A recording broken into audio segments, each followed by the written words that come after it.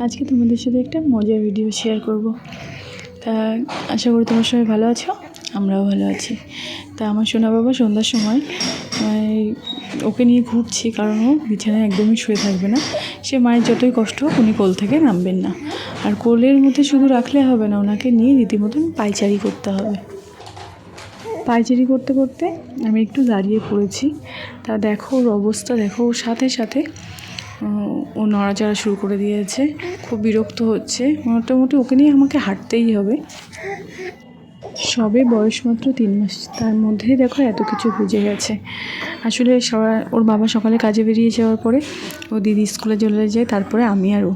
আর সারাটা দিন আমাকে এইভাবে কোলে করে নিয়ে ঘুরতে হয়।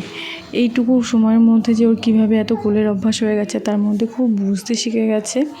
মোটামুটি কোলে শুধু রাখলে হবে না, এক জায়গায় বসলে হবে না, ওকে নিয়ে আমাকে পায়চারি করতে হবে। একটু দাঁড়িয়ে পড়লেই ঘ্যান ঘ্যান করবে, কান্নাকাটি করবে।